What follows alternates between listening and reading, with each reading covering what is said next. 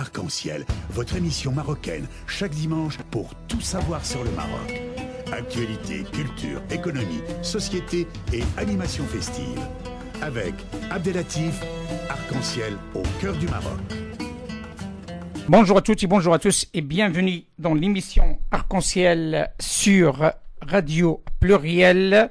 Et nous sommes heureux de vous retrouver ce jour, le 21 avril 2017, le dernier dimanche avant le mois de Ramadan. C'est l'occasion pour souhaiter un bon Ramadan à l'ensemble des musulmans à travers le monde.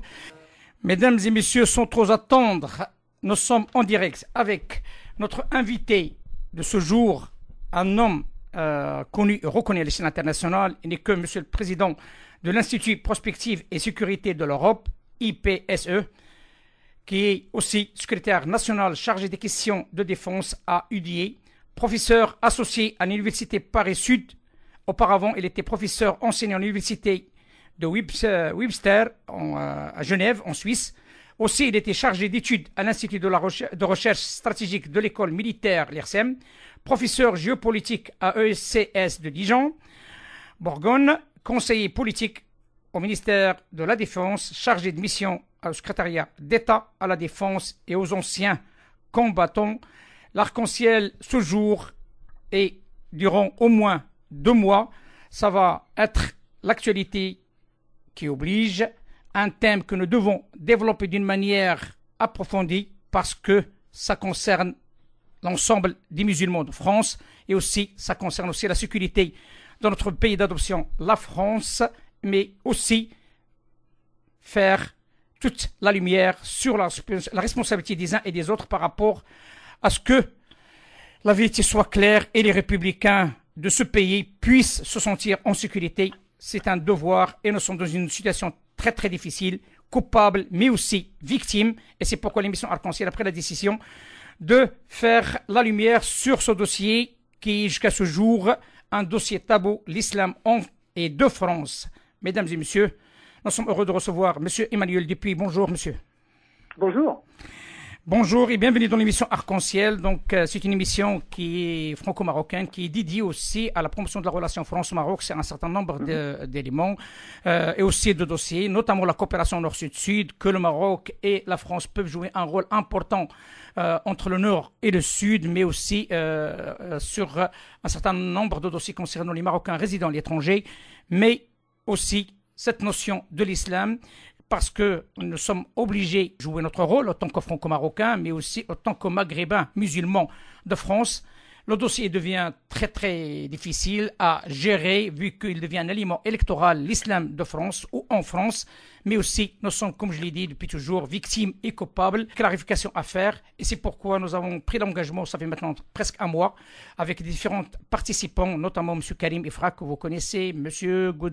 Godard, et aussi le préfet Liski qui aussi a donné son appréciation par rapport à cette démarche, mais aussi bien entendu Abdelatif Msebak, un parmi les fins connaisseurs de ce dossier. Et nous sommes heureux aujourd'hui de vous avoir parmi nous en tant qu'experts de ce dossier, parce que c'est un dossier qui touche aussi la sécurité nationale, mais aussi la sécurité internationale. Et il est temps que la lumière se fait sur ce dossier. Et c'est pourquoi je me suis permis de vous poser 4 à 5 questions, si vous le permettez. Avec plaisir. Ma première question, M. Emmanuel Dupuis, vous venez de sortir une tribune co-signée avec le docteur Karim Ifrak dans le média en ligne Tribune Internationale. Dans laquelle... Opinion internationale. Opinion internationale. Je me permets de vous corriger. Opinion internationale. Je vous prie. Merci. Dans laquelle vous parlez d'un grand oubli de la campagne présidentielle, à savoir l'islam en France et de France. Pouvez-vous nous éclairer sur cette question qui semble fort importante? Alors, écoutez, oui, déjà, c'est un grand plaisir d'être à vos côtés et évidemment d'apporter mes modestes éclairages sur cette question ô combien complexe à vos auditeurs. Il nous a semblé, avec Karim Ifrak, que cette campagne présidentielle avait escamoté ce débat. Non pas qu'il n'y ait pas eu des moments de rencontre, il y a eu des délégations, notamment du CLCM qui a rencontré l'ensemble, une bonne partie des 11 candidats, mais il nous a semblé que dans le débat d'idées, dans le débat public, cette question était un petit peu reléguée au 2e plan.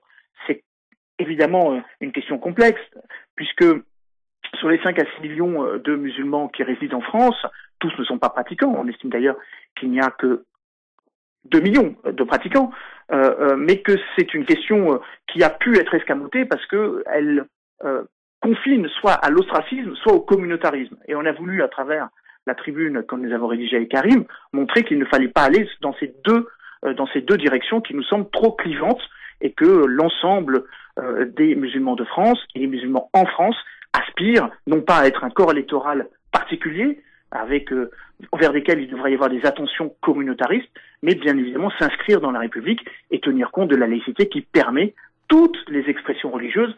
D'ailleurs, j'en veux pour preuve ce que Emmanuel Macron, quand il était candidat, évoquait par rapport à cette question en disant qu'il ne faut surtout pas que la laïcité soit un frein à la religion. Ce n'est évidemment pas pour ça qu'elle a été institutionnalisée en 1905 dans le corpus institutionnel, dans le corpus constitutionnel de notre nation, et bien au contraire, lui permettant d'avoir cette dualité entre liberté et laïcité. C'est grâce à cela que les expressions religieuses doivent s'exprimer. Et on a voulu, à travers cette tribune, que vous pouvez trouver, évidemment, que vos auditeurs peuvent trouver en ligne sur le site d'Opinion Internationale, opinion-internationale.com, évoquer un certain nombre d'oublis qui nous semblait important de relever alors que l'élection présidentielle s'était tenue et surtout alors que l'élection législative va advenir.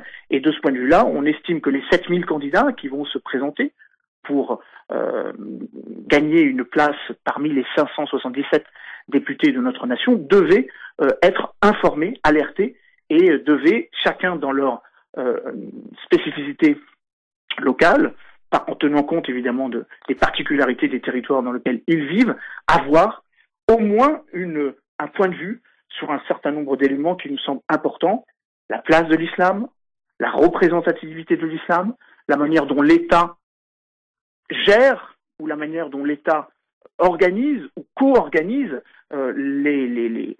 l'expression du culte, de chaque culte du reste, et puis bien évidemment les questions qui sont sous-jacentes à cela, le financement des mosquées, la formation des imams, et évidemment pour éviter que cela n'aboutisse à une forme d'ostracisme qui serait réductrice entre les expressions d'un radicalisme qui évidemment s'est exprimé violemment sur notre territoire. Et vous avez parfaitement raison de dire que vous en êtes les premières victimes. Je rappelle quand même que sur les 289 citoyens français qui sont décédés, enfin les 289 personnes qui sont décédées depuis les attentats de novembre 2015, il y a évidemment beaucoup de musulmans, hélas, qui en font partie. Donc voilà un petit peu, en résumé, l'ordre des choses, l'ordonnancement et ce qu'on a voulu mettre en avant, en se félicitant, et je termine une phrase, en se félicitant du fait que les musulmans, encore une fois, il ne faut pas les qualifier en tant que tels, mais que les musulmans, puisque il y a eu une étude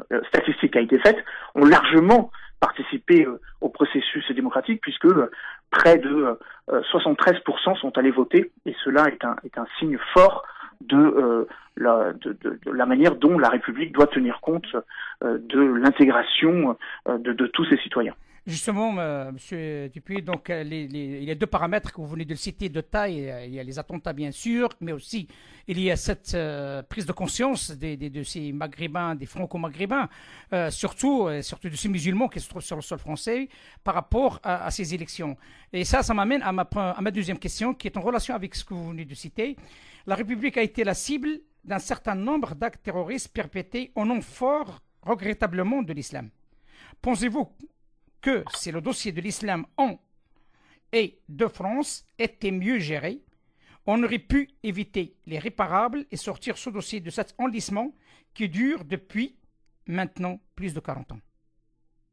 Alors, la question, encore une fois, est particulièrement complexe. Je vais essayer d'y répondre de manière la plus simple possible. Alors, évidemment, nous ne faisons pas de lien entre obligatoirement le terrorisme et une religion en particulier.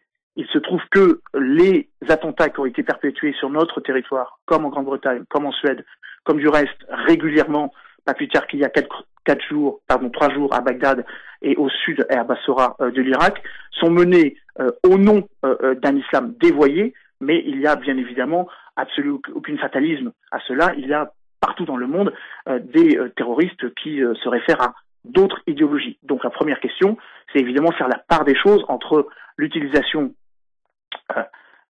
factice ou l'utilisation abusive de la religion dans ce cadre.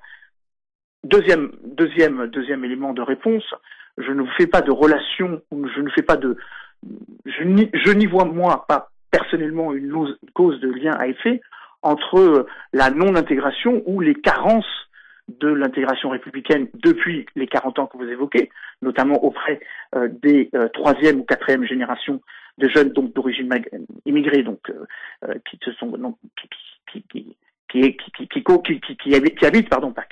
habitent sur le territoire national. Donc je ne fais pas de lien de cause à effet. Premièrement, une bonne partie de ceux qui sont passés à l'acte étaient, pour certains, des franco-maghrébins, pour d'autres, venaient d'autres origines, et que bien évidemment, la question de l'intégration nous obligerait à penser que la France est la seule cible, on voit bien que quand on s'en prend à d'autres pays, et quand on s'en prend aussi aux pays d'origine, il y a eu des attentats en 2004, en 2011 au Maroc, il y a eu des tentatives d'attentats qui ont été déjouées, notamment grâce à l'action particulièrement efficace du Bureau central d'investigation judiciaire marocaine, donc la BCIG, donc pas loin on estime qu'il y a sans doute une quarantaine de cellules qui ont été démantelées et pas loin de 300, à peu près 340, 350 tentatives d'attentats qui ont été démantelées, qui ont été déjouées depuis un certain nombre d'années. Tout ça pour dire que la question du terrorisme et les causes du terrorisme ne sont pas spécifiquement liées à une particularité, une sorte de ressentiment à l'égard d'une non-intégration ou d'une mauvaise intégration sur le territoire national. Ça, c'est le deuxième élément. Le troisième élément, et je crois que votre question était particulièrement bien posée, il faut arriver à faire le lien entre terrorisme et politique internationale. Une bonne partie de notre difficulté, c'est de ne pas avoir une cohérence dans notre politique internationale qui nous permettrait de lutter davantage contre les raisons pour lesquelles un certain nombre d'organisations terroristes, à vocation internationale, existent ou permettent de rayonner, entre guillemets, sans aucune présentation positive, à travers le monde. Et je crois qu'effectivement, en luttant contre le terrorisme de manière plus efficace, plus concertée, en coopération avec nos partenaires du Sud comme avec nos partenaires européens, nous arriverons à éradiquer non pas les organisations terroristes, mais pour essayer d'éviter que les futures générations de terroristes continuent ailleurs. On se rend bien compte que Daesh est en train de reculer en Syrie et en Irak. On se rend bien compte que les organisations narco-terroristes dans la bande sahélo-saharienne sont en train aussi d'être luttées, combattues avec efficacité, mais cela ne règle pas le problème de la manière dont un certain nombre d'organisations vont se régénérer. Et donc je crois qu'il faut davantage faire le lien entre la cohérence, la cohésion, le réalisme de notre politique étrangère au Proche et au Moyen-Orient, mais encore une fois, on pourrait élargir ça, évidemment, à l'ensemble du bassin méditerranéen. Monsieur le Président, il y a un amalgame quelque part, ou bien une appréciation qui est un petit peu qui est parallèle par rapport à un dossier à un autre. Là, on parle par exemple sur un volet sécuritaire, la coopération notamment avec le Maroc. Et en tant que franco-marocain, je suis fier d'avoir cette coopération dans ce sens et son efficacité sur un certain nombre de dossiers. Mais la question qui se pose maintenant, c'est au plan national. Comment vous voyez-vous y a-t-il une carence depuis un certain temps pour la gestion de ce dossier? Parce qu'on se trouve maintenant devant le fait accompli. Comme quoi, tout simplement, on est en face d'une situation d'urgence. La France, depuis un certain temps, elle est sous le régime de Vigipirate. C'est jamais vu jusqu'à maintenant. Est-ce que, selon vous, il y a eu des carences ou bien une mauvaise gestion de ce dossier dès le départ? Plan français, je parle. Alors, là aussi, il faudrait faire une exégèse beaucoup plus longue que les quelques minutes que vous avez la gentillesse de m'accorder, mais en quelques mots, effectivement, nous nous trouvons dans une situation exceptionnelle puisque pour la 5e fois, l'état d'urgence a été prolongé, et du reste, il a été prolongé à juste raison, parce que des menaces très sérieuses pesaient sur l'élection présidentielle, avec même quelques cibles particulières parmi les candidats donc battus lors de l'élection, et vraisemblablement Emmanuel Macron, si on prend en compte les derniers éléments d'analyse, puisque on a eu ces derniers jours la certitude qu'il y avait sans doute un commando qui ciblerait plus particulièrement et de pouvoir le premier d'entre eux, évidemment, étant l'Élysée. Donc, bien évidemment, cela est un fait, et je crois qu'il faut rester vigilant, maintenir notre dispositif de sécurité, hein, donc les 11 000 maintenant, enfin 10 000, entre 10 et 11 000 militaires qui patrouillent dans le cadre de l'opération Sentinelle, la mobilisation des forces de sécurité, près de 50 000 de ces forces de sécurité ont été déployées pour l'élection présidentielle et continueront à être déployées à l'occasion du premier et du deuxième tour de l'élection législative du 11 et du 10 juin prochain. Et puis bien évidemment, il y a le recrutement de 5 000 forces de sécurité supplémentaires pour venir étayer, renforcer les 90 000 gendarmes et les 150 000 policiers. Donc de ce point de vue-là, on est sur quelque chose que tous les partis estiment comme nécessaire et absolument indispensable pour maintenir l'axe d'effort. Maintenant, vous avez raison, il y a un certain nombre de réflexions à avoir sur la manière dont nous avons sans doute, dans un domaine en particulier, qui est celui du renseignement, peut-être un petit peu failli ou peut-être avoir été un petit peu pas aussi ambitieux que l'exigeait l'urgence de la situation ou l'exceptionnalité de la situation. Et de ce point de vue-là, il faut évidemment œuvrer à avoir beaucoup plus de coordination, beaucoup plus de coopération interne entre services français, entre la direction générale des services de sécurité intérieure et la direction générale de la sécurité extérieure. Ça, c'est un premier point. Deuxièmement, beaucoup plus de coopération avec nos voisins. On évoque le BCIG, mais on pourrait aussi évoquer le partenariat avec les services de renseignement allemands, italiens et espagnols qui sont particulièrement actifs parce que c'est sans doute là que des cellules sont en train de se reconstituer ou tout simplement essayent de se positionner.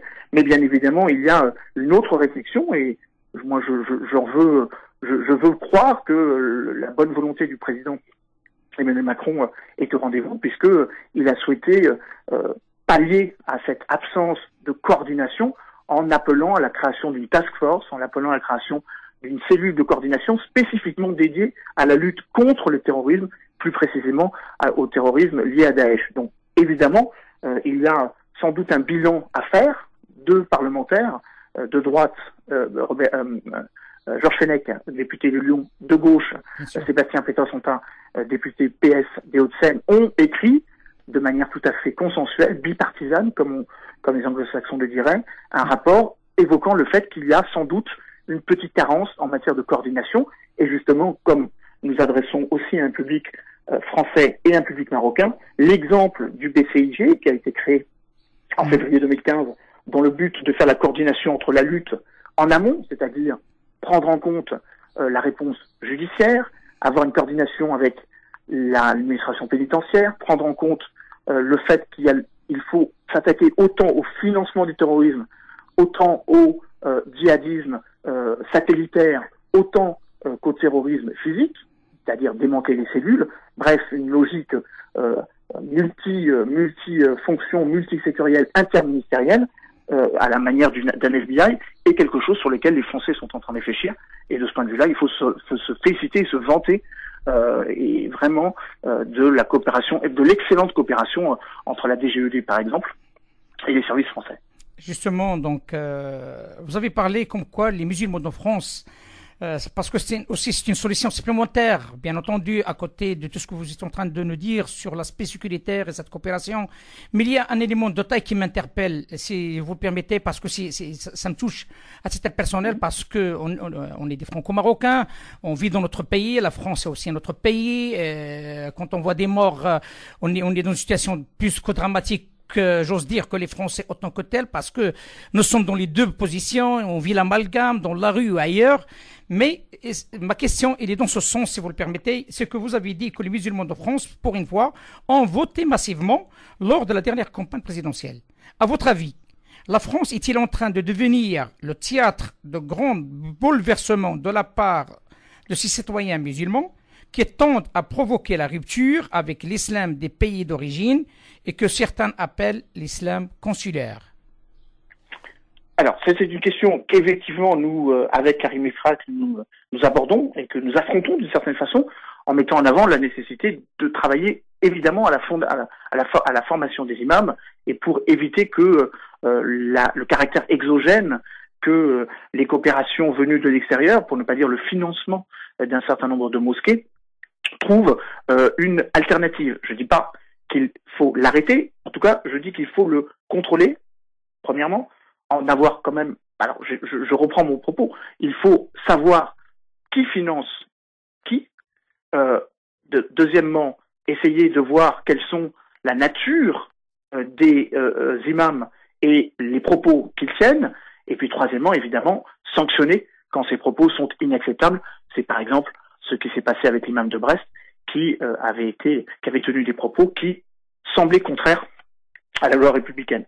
Donc évidemment, nous attelons à cette question, et nous attelons à cette question qui apporte un autre élément de réflexion, qui est celui de la jonction entre l'islam de France et les islams à l'étranger. Et de ce point de vue-là, se tient d'ailleurs aujourd'hui à Riyad nous sommes dans un moment un petit peu particulier où quasiment jour pour jour, 8 ans après le premier discours qu'avait prononcé le président Barack Obama dans un lieu particulièrement symbolique, puisqu'il avait choisi en juin 2009 de tenir un discours qui se voulait fondateur, qui se voulait réconciliateur, à l'occasion, qui portait un nom en particulier, un nouveau départ, qui avait été tenu à l'université Al-Azhar, et sous forme je ne dis pas d'une provocation, mais en tout cas d'une réalité qui est tout autre. 8 ans après, jour pour jour, Donald Trump prononce aujourd'hui même, d'ici quelques minutes du reste, un discours, non pas là où se joue l'islam du juste milieu, là non pas où s'exprime l'islam de la tolérance ou l'islam des Lumières, comme un colloque au Sénat l'avait évoqué en novembre 2013, mais à Riyad, au sein même de ce que certains dénoncent ou critiquent comme le lieu même de l'exportation du tekfirisme, d'un wahhabisme prosélyte, que certains estiment dangereux, ou en tout cas que certains estiment porteur d'une vision qui n'est pas seulement dogmatique ou qui n'est pas seulement religieuse, philosophique, mais qui est porteur d'un projet politique. Certains pourraient qualifier ça d'un entrisme politique, et c'est de ce point de vue-là assez symptomatique que ces lieux quasiment de manière gigogne par rapport aux deux visions donc de ce que les deux présidents appellent de leur vœu. Je dis ça pourquoi? Parce que la question de l'islam de France n'est pas décorrélée avec la manière dont d'autres pays envisagent leur relation avec l'islam. C'est le cas de nos partenaires européens, bien sûr, mais c'est aussi le cas de nos partenaires de la rive sud, comme de la rive orientale de la Méditerranée, qui doivent aussi penser la relation qu'eux ont entre l'État, entre les autorités religieuses, et la manière dont les uns et les autres contribuent à assurer la paix et la stabilité. Alors, la question que nous engageons, mais très modestement sur un champ sémantique, c'est bien faire la différence, quand je dis nous, Karimi Franck et moi, bien faire la différence entre ce que certains responsables politiques, certains médias et certaines personnalités du champ académique ont une trop fâcheuse tendance à résumer. Et bien évidemment, nous faisons la différence entre le fondamentalisme, le djihadisme, le salafisme, le wahhabisme, le tekfirisme. Et bien évidemment, nous ne mettons pas tout le monde dans le même panier, mais nous appelons à la vigilance, et surtout que les responsables politiques sachent bien de quoi ils parlent, et surtout puissent répondre à un certain nombre de justes réclamations ou d'interrogations de la part de leurs futurs ou des citoyens de leur circonscription. Voilà, il me reste 5 minutes, il me reste 2 questions si vous le permettez, et ça va être la fin de votre intervention. Je ne vous cache pas la vérité, je suis très, très heureux et très content d'avoir cette participation, parce que ça ouvre pas mal de choses, surtout à notre auditoire qui est divers, marocains, algériens, tunisiens et d'autres, mais aussi bien sûr français qui sont à l'écoute, et surtout les franco-marocains qui sont à l'écoute aujourd'hui, et nous tenons à les remercier par rapport à leur fidélité. Ma 4e question, pensez-vous que dans la société française actuelle, il existerait des personnes, des hommes et des femmes bien entendu, de tradition musulmane, capables de prendre en charge légitimement et efficacement la question de l'islam en et de France, et si c'est le cas, pourquoi ne sont-ils pas mises en valeur? Alors ça, c'est vraiment la question, j'allais dire, la pierre angulaire de toute la réflexion qu'en tant que géopolitologue et que en tant qu'islamologue, Karim Ifrak et moi avons régulièrement et accessoirement, on a essayé de coucher sous le papier, à savoir que cette majorité silencieuse, que ces penseurs encore une fois, je le répète, de manière redondante, de cet islam de cet islam laïque ou de cet islam tolérant ou de cet islam particulièrement bénéfique parce qu'il contribue à faire la jonction entre l'islam et Marianne, bref, cet islam de France, encore une fois, et ça c'est important de faire la différence entre l'islam en France et l'islam de France, devrait voir émerger des personnalités que l'on n'entend pas, que l'on ne lit pas, et bien évidemment qu'on ne voit pas à la télévision. Et la question, elle est simple, et nous n'en détenons pas la clé. Pourquoi ne sont-ils pas invités? Tout simplement parce qu'ils sont moins clivants, parce qu'ils représentent le courant majoritaire. Et vous savez que nous sommes entrés dans un mode de communication à travers une virtualité d'un côté, une rapidité de l'autre, et surtout une surexposition des hommes comme des idées, qui fait que si vous êtes très générique, si vous êtes conciliant, si vous êtes œcuménique, et tous les hommes de foi et tous les hommes de pensée ont vocation à l'être, vous êtes moins audible que si vous êtes dans le clivage, que vous êtes dans l'opposition. Premier élément. Deuxième élément, il y a une certaine forme de visualisation de ce qu'est l'islam en France, et bien évidemment la question du voile, la question des signes ostentatoires qu'une loi interdit dans l'espace public, mais qu'une loi n'interdit pas à l'université. D'ailleurs, Emmanuel Macron a été très clair. Fermeté sur les signes religieux, mais bien évidemment tolérance et aucune portée, ou en tout cas aucune législation sur le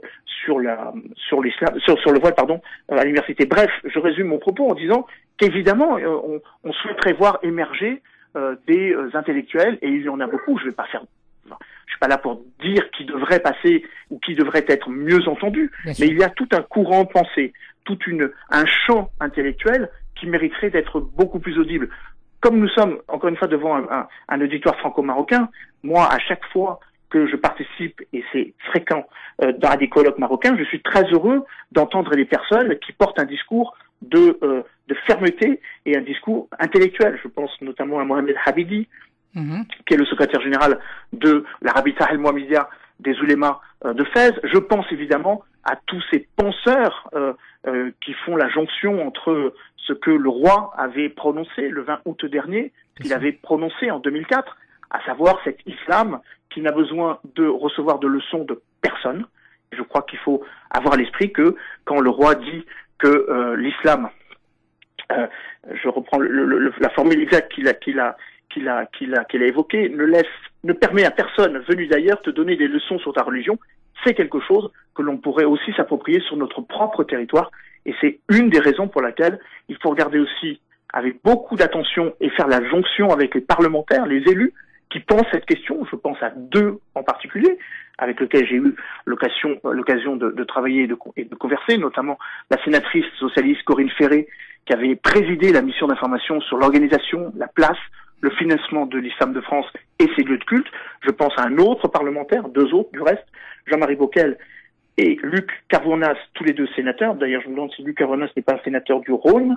Jean-Marie Bockel, par contre, est un sénateur du Haut-Rhin, qui ont remis il y a peu de temps au président du Sénat un rapport particulièrement intéressant où ils mettent en avant un grand oublié dans la relation entre l'islam et l'État, que sont les collectivités locales. On oublie bien souvent que les maires, qui ont un pouvoir particulier, qui est celui d'assurer la sécurité locale, qui est celui aussi d'être en relation avec les associations qui sont avec les associations culturelles, avec les associations représentatives de toutes les religions, devraient être davantage associés à la manière dont on doit prendre en compte ce fait sociétal, premièrement, ou la manière dont on doit prendre en compte les phénomènes de radicalisation.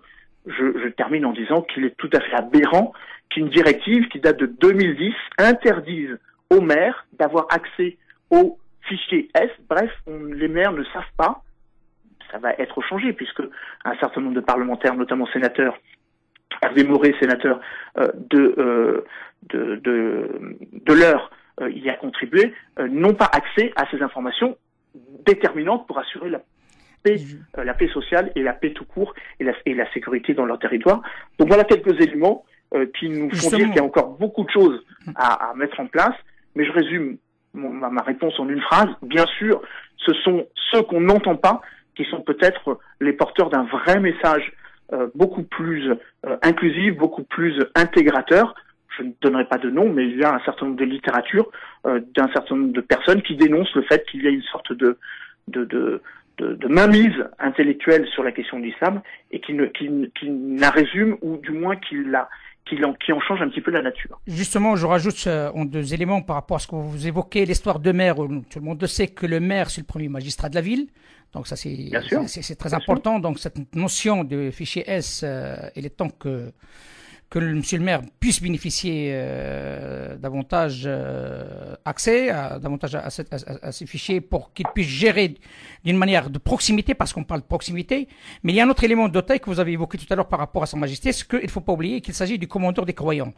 Et en même temps, c'est la première personne qui a parlé comme quoi on interdit la politique dans les mosquées. Cela veut dire toute personne qui se trouve liée à la mosquée, je ne parle pas des fidèles, mais je parle par rapport à des imams, par rapport à des prêcheurs ou autres, ils n'ont pas le droit à accéder à la politique parce que ça créera un mélange et comme vous l'avez bien dit, la foi c'est personnel.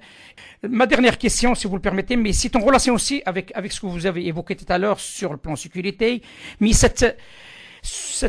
j'ose dire, ce fil très très très fin qui relie la sécurité et aussi la gestion de l'islam en France, ou de France, vous voulez.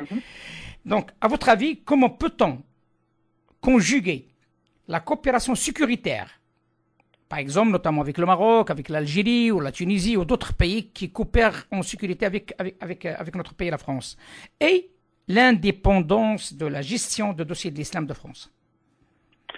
Alors, ça c'est un dossier qui, si j'ose dire, n'a pas vraiment trouvé sa concrétisation malgré la quasi-dizaine d'années qu'on s'y penche. Alors évidemment, le Conseil français du culte musulman, mais auparavant ce qu'avait proposé l'ancien Premier ministre Dominique Villepin, la Fondation des œuvres de l'islam, qui avait été créée même en 2005, ou même ce que l'ancien président François Hollande appelait de ses vœux, et qui du reste existe, la Fondation pour l'islam de France.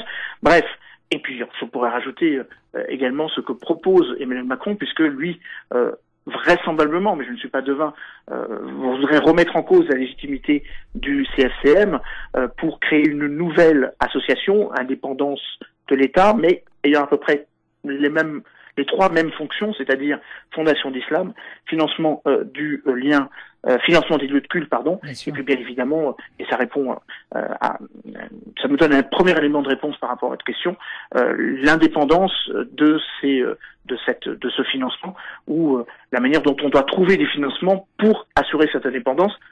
Bon, il y a un nouvel acronyme, déjà ça en fait beaucoup, mais parmi ceux précédents, donc la Fédération nationale de l'islam de France, qui devrait voir le jour, bien sûr. Tout cas si on entend ce que le président veut mettre en place. Ça c'est des éléments, j'allais dire, déterminants, fondamentaux. Maintenant, ça ne règle pas la question du lien qu'il peut y avoir entre ces organisations, l'État, et puis surtout les différents rouages de l'État, déconcentrés, les préfets, ou bien évidemment les nouveaux responsables politiques que sont les présidents d'agglomération, les présidents de région dans une forme restreinte, réduite, de 22 à 13, donc ayant plus de pouvoir et donc ayant une magistrature plus importante. Et puis bien évidemment les maires et tous les élus locaux. Donc peut-être qu'il faudra inventer une sorte de conseil consultatif qui permettrait de faire l'état des lieux de toutes ces questions qui, encore une fois, posent la question de l'indépendance, la question des coopérations avec nos partenaires ou avec les pays dont des ressortissants résident sur notre territoire, qu'ils soient binationaux ou simples résidents, et puis bien évidemment la manière dont on doit aussi s'approprier des modèles qui marchent. On parle beaucoup du Maroc, mais c'est vrai que la formation des imams, telle qu'elle a été engagée depuis novembre 2013 à travers l'Institut Mohamed VI, est quelque chose qui pourrait nous servir de modèle, et il pourrait d'autant plus nous servir de modèle qu'il ne s'agit pas de former des imams du Maroc, mais d'utiliser la profondeur historique, celui, par exemple, multiséculaire d'Attilien de Fès, qui a pu déjà, depuis 200, quasiment 300 ans, montrer à quel point l'islam pouvait s'exporter de manière intellectuelle, de manière pacifique, de manière inclusive. Et je crois beaucoup à cet élément-là en particulier. Je résume, oui. J'approfondis. Il ne s'agit pas seulement de former des imams de France, mais il s'agit de former un imana français qui pourrait servir de modèle pour d'autres pays ou pour d'autres qui pourraient s'exporter d'une certaine façon. Ce que le Maroc exporte à travers toute la zone sahélo-saharienne, la France pourrait aussi, par l'exemplarité, par l'excellence de la formation qu'elle pourrait prodiguer, pourrait être un exemple dont pourraient s'approprier d'autres pays européens. Bien entendu, c'est tout l'espoir que nous souhaitons afin que ces 6 millions de musulmans de France puissent vivre en paix, hein, parce que là c'est une histoire de paix. Il y a beaucoup d'amalgames, il faut dire les choses telles qu'elles sont. Nous vivons un drame quotidien. Et ce drame quotidien, heureusement nous sommes en République, heureusement nous sommes bien protégés par les lois de la République, mais il est temps que nous-mêmes puissions comprendre un petit peu l'enjeu. Et ce que vous êtes en train de nous expliquer, c'est très important, surtout cette notion d'imama, qui est une première, et je tiens à vous remercier infiniment de l'avoir exposé dans notre émission, hein, l'imama à la française. Si vous me permettez, je voudrais rajouter par rapport à ce que vous dites, encore une fois, j'insiste sur le discours qu'a prononcé Donald Trump, parce que je crains que là où nous avions en 2009, encore une fois, à travers ce discours qui se voulait structurant que Barack Obama a prononcé à Al-Azhar, je crains que le sentiment qui va ressortir de ce discours de Donald Trump, c'est qu'il y a sans doute une ligne de clivage qui va se faire entre ceux qui prônent un islam offensif ou du moins défensif par rapport à l'intérieur de l'islam. Je pense notamment au chiisme, entre le chiisme et le sunnisme. Une bonne partie du discours que va prononcer Donald Trump sera sera insuffisamment centré sur cette relation apaisée, pacifiée que les États-Unis ont ou devraient avoir avec les pays où ils sont entrés en guerre, l'Afghanistan, l'Irak, ou vis-à-vis d'une question qu'ils n'ont pas réussi à solutionner, je pense notamment à la question palestinienne, mais sera davantage clivant et va nous obliger, nous, Français et Européens, à occuper ce terrain que ne peut pas occuper le président américain, parce qu'il est, par la décision qu'il a prise de focaliser et d'ostraciser des pays, des ressortissants de 7 États musulmans réduits à 6, ne le rend pas crédible et le disqualifie. Donc il y a un vrai enjeu à ce que la France, parce que la France a cette particularité de par son histoire, de par sa proximité géographique et de par les relations diplomatiques qu'elle a engagées avec l'ensemble des pays du bassin méditerranéen, devrait jouer ce rôle, devrait être de nouveau ce qu'elle était en 2003, c'est-à-dire un pays d'espoir et qui permettrait de réinventer ou de remettre la relation entre l'islam et l'Occident, la relation entre l'islam et, enfin, la relation entre la religion et l'État, être sans doute, parce qu'elle est porteur de cette identité laïque, encore une fois, qui permet l'expression de la religion. Il y a cette formule qui résume parfaitement les choses, la liberté est la règle, l'interdiction est l'exception, oui. Et je crois que de ce point de vue-là, c'est un vrai chantier politique sur lequel l'ensemble des républicains devraient s'atteler. Mais justement, donc, c'est ma dernière phrase, si vous le permettez, il est temps que ces républicains prennent acte de ce potentiel de franco-marocains, ce potentiel du musulman maghrébin qui se trouve sur le sol français, qui sont assez qualifiés pour être la cheville ouvrière, hein, donc de ce grand chantier que vous décrivez maintenant, et que pas que sur l'aspect religieux, mais aussi sur l'aspect économique, et ce que nous avons défendu jusqu'à maintenant depuis un certain temps. Il est temps que la France, le marché africain puisse le conquérir, mais par l'intermédiaire de ces franco-marocains, par l'intermédiaire de ces compétences franco-marocains qui se trouvent sur le sol français, qu'ils ont cette double culture et qu'ils ont cet amour partagé entre deux pays qui peuvent être un véritable réel VRP, un véritable réel agent commerciaux, mais aussi ambassadeur pour le savoir-faire français, mais aussi en contrepartie une réception bien sûr de chômage, mais aussi la paix sociale et surtout renforcer cette coopération, comme vous l'avez bien cité à maintes reprises, ancestrale, mais aussi très solide entre la France et le Maroc. Absolument. Je partage ce point de vue. Monsieur le Président de l'Institut Prospective et Sécurité de l'Europe, je tiens personnellement à vous remercier au nom de l'émission Arc-en-Ciel et aussi Radio Pluriel.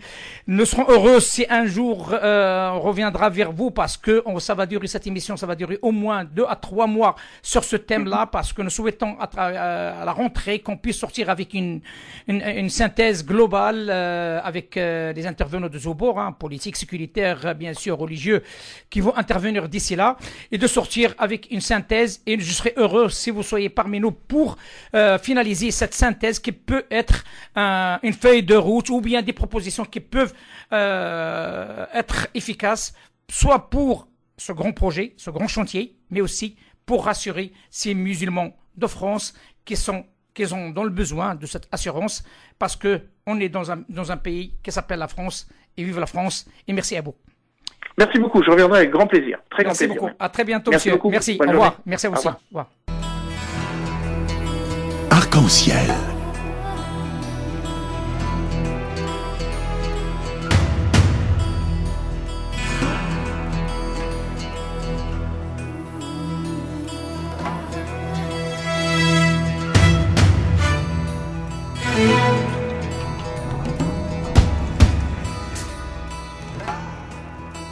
Arc-en-ciel, votre émission marocaine, chaque dimanche pour tout savoir sur le Maroc. Actualité, culture, économie, société et animation festive. Avec Abdelatif, Arc-en-ciel au cœur du Maroc.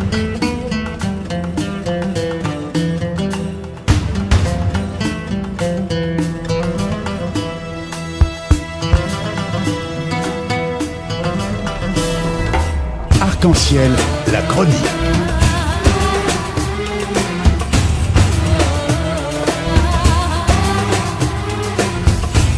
Arc-en-ciel info.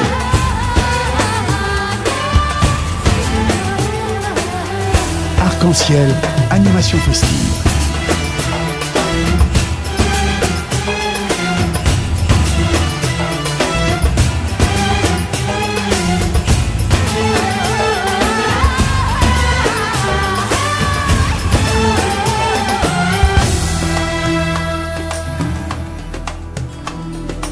Arc-en-ciel au cœur du Maroc.